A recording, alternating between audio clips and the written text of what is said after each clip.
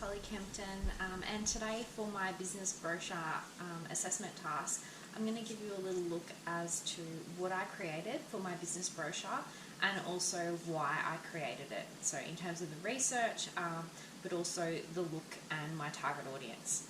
So as you can see, the brochure contains my name at the front with my modality, which would be as a nutritionist. And I've included the use of the logo here.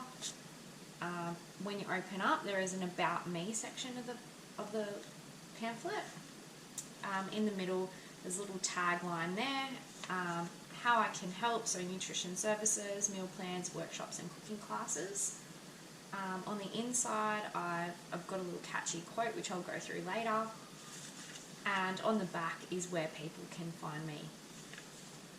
Okay, so what I decided to do was I decided that the pamphlet should be, including something like specialising in plant-based nutrition. Now, the reason I went with plant-based is because, according to Euromonitor, between 2015 and 2020, Australia is projected to continue as the third fastest growing vegan market in the world at 9.6% growth.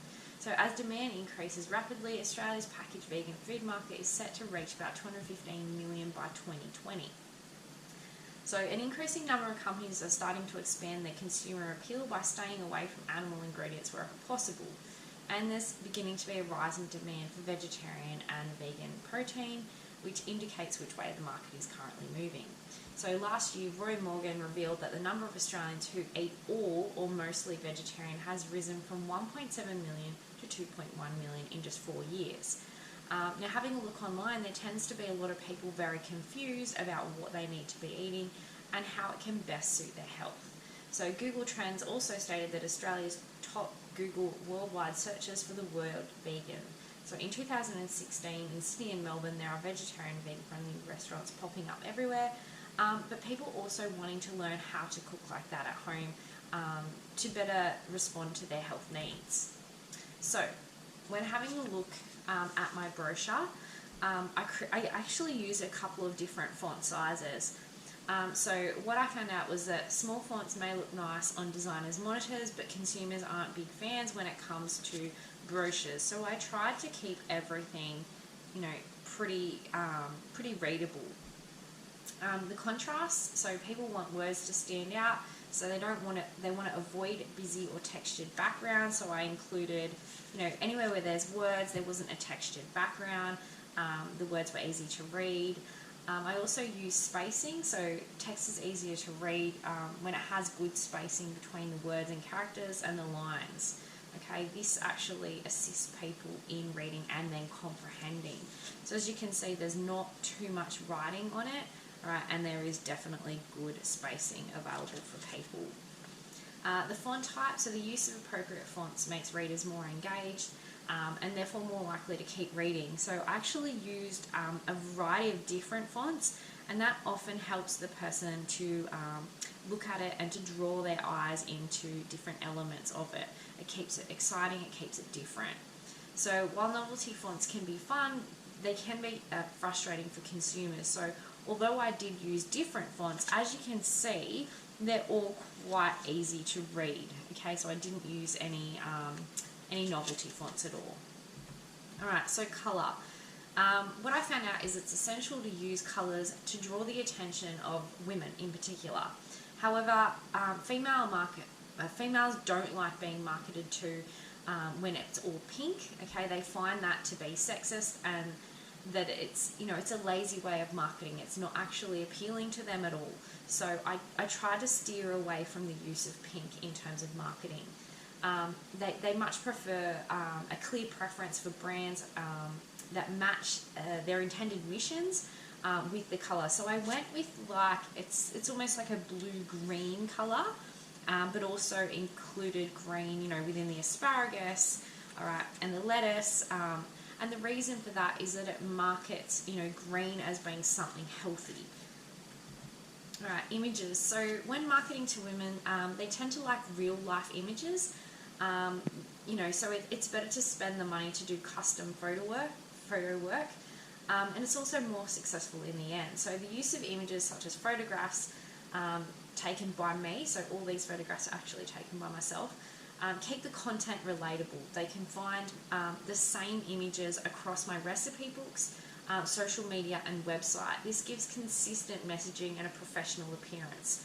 Remember, women like to be told a story, so I've included a photograph of myself with a short bio, helping to establish a relationship with the consumers of my products and services.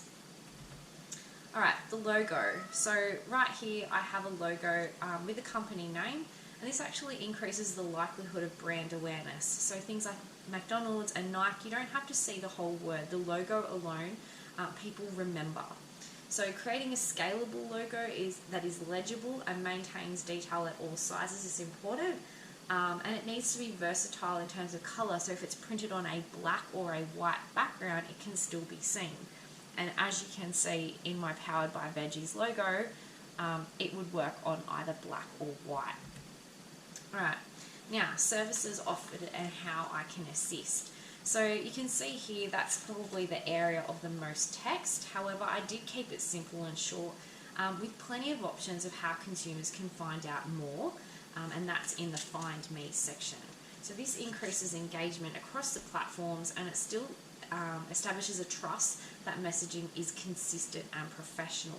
So as you can see, there are a range of different ways that I can help a consumer. So I've got nutrition services, so it can be in person, via Skype or phone, including meal plans, workshops and cooking classes that are more hands-on. So trying to establish what my target wants and then how I can do that. Catchy taglines and quotes. So I use empowering words to help build a relationship of trust, particularly in the targeted demographic, as women tend to feel more connected to the brand. So particularly in the use of the quote, my aim is to empower people to build positive relationships with health promoting plant foods to nourish your body, not only with good food, but with an active lifestyle and exercise. So it's really empowering, women to feel like they can make changes in their life. Alright, so according to the text marketing principles written by Pride, Farrell, Lucas, Chambry and Ninan, there are 8 essential marketing principles. So I'm going to outline how I've used these for the effectiveness in my marketing campaign. So identifying and analysing the target audience. So females aged between 25 and 44. Apparently 76% of females are following me via Instagram and 88% via Facebook. So with Instagram, it's 48% Australian, with the majority of Sydney or Melbourne, followed by 19% from the US. So Facebook, it's mostly from Wollongong, which is a city in which I live, but also the closest major city, which would be Sydney. With the website, it's a little bit different. So the users are from the US, quite a large number of those, and Australia again.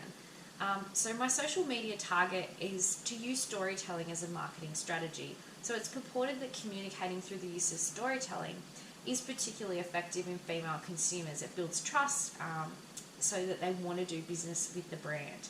For this age bracket, it's all about good health. So a study by Brandwise reported that 90% of women aged 25 to 34, they actually look at health information online, with 44% of the age target trying to practice a more green and healthy lifestyle.